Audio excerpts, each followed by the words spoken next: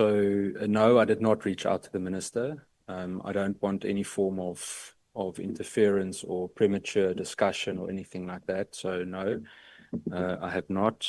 I know, and then just in terms of the second one, I think General Mkhwanazi is likely aware of any potential risk regarding what happened yesterday. I think he's got I know he's got a very competent team from what I saw during our oversight a few months ago in KZN that also assist in the relevant protection.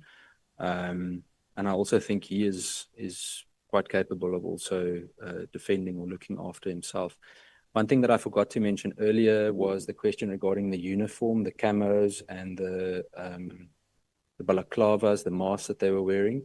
All of the members standing there, from what I know, are Special Task Force members. So that is Special Task Force uniform. And the members in the blue uniforms were wearing National Intervention Unit, if I'm not mistaken, uniforms. In terms of his uniform, in terms of any form of regulation, there's nothing wrong with him wearing that. I understand the questions regarding optics, but he earned that uniform, and it's well known in police circles that once you've earned it, no one can take it away from you. And especially regarding the Special Task Force, I think it is an absolutely honorary position to be in, to be able to even get close to that uniform. So there was no, in my opinion, any transgression of any kind for the uniforms that were worn. I think the debate of what statement was being made by wearing certain uniforms would be a whole other debate. So should the minister be suspended? Well, let's look at it from a policing point of view. If a police member has in any way allegedly performed some kind of misconduct, there's usually suspension. Many people always explain it as though it's punitive to that police member, but that's not the reasoning behind it. The reasoning is to protect the integrity of the institution, one, and two, of the investigation. Now, if any preliminary investigation indicates any form of political influence from anywhere in the ministry, suspension should be considered. And that is to protect the integrity of the institution and the integrity of the investigation. And that counts for everyone that is potentially implicated. It was then also bordering on lawlessness. That comment broke protocol. So this, to me, I believe in the rule of law, and I believe in due process needing to be followed. And I keep on going back and forth in my mind, because what yesterday showed me was a massive frustration with the fact that action is never taken or hardly ever taken.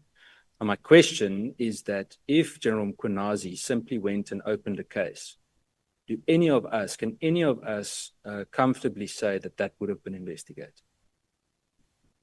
And unfortunately, I can't say that. Now, should we not follow due process or not allow the rule of law to prevail? No, we have to, because we've got to set a higher standard in how we conduct ourselves. But with the frustration with the criminal justice system, it really has become apparent that it seems that you have to every time kick up a fuss or fight for something to actually change. And that leads me to the question regarding the summoning the actual report mentioned by the PC. Absolutely. As much as we can possibly get our hands on, we will. Obviously, again, if something is sub judice, we don't want to influence the criminal procedure in any way. But in terms of us understanding the dynamics of this thing, we have to. It's a totally unprecedented moment. I don't know about you, but I've never seen something like this happen. And yeah, we'll have to do everything we can to understand every detail.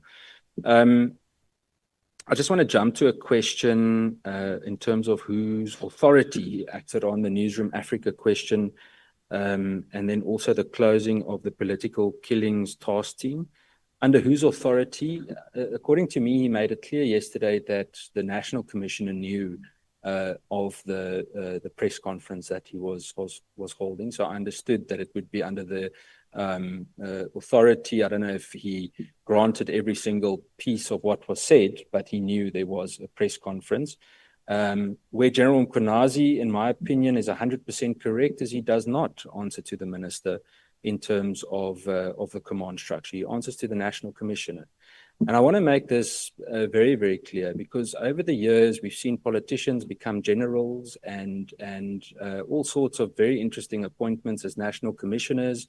And I think it's blurred the lines, where even after politicians that didn't come through the ranks remain generals, it creates confusion as to the actual command structure of the South African Police Service. No minister or political appointment in the ministry or any other political office for that matter has operational say over the South African Police Service. It's like me thinking that we're some kind of quasi police unit that can investigate certain matters. I can't. I don't have that authority. I'm not a police officer, and I'm not going to act like I'm one. So it's just important for me to actually underscore that in terms of the command structure, nothing that was said there is wrong in terms of him reporting to the National Commissioner. That is correct. That leads me to the question about the political killings task team. The instruction was given, you'd remember a few months ago, that it must be dismantled. There were several discussions about it. I know it was moved to the Deputy National Commissioner. We've all heard what was said. The explanation that was given to the Police Portfolio Committee was that why should we have a special task team while there are so many other different kinds of serious crime? Why is this special? Why can't it just be investigated as crime in general? That's one of the explanations that we got. Yeah, do I approve of it? I would like to first actually see the evidence of what General Mkhwanazi said yesterday about how well it performed. Now, when we previously asked the question, we saw a lot of explanation of how well they did perform and successes that they got. But at the same time, there are many people that spoke out about the abuse by that specific unit and things that they did wrong.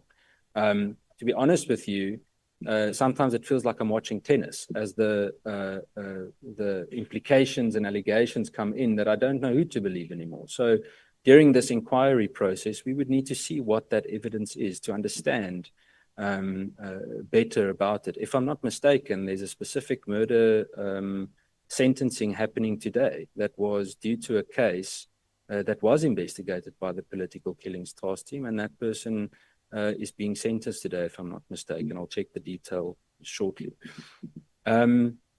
The last two or three questions, in terms of, Jason, your question of the who runs the process, that's part of the advice that we will hopefully also get from Parliament. In terms of the committee, we will definitely engage in that discussion with the minister and the said persons. There's no doubt that we will go ahead with that. And who would preside? Well, I think if there's a commission, an urgent commission or ad hoc commission of some kind, I think it would be important that it is an ex-judge or an independent individual of that kind that needs to preside over it. I know there was a meeting this morning with certain officials at Parliament. It was during this media briefing regarding certain processes and remedies to our disposal. So we'll communicate on that as soon as we can. To me, it is critical that we have an independent kind of authority or person that can preside over this process. I don't have the trust, unfortunately, that internally it will be done fairly and without interference.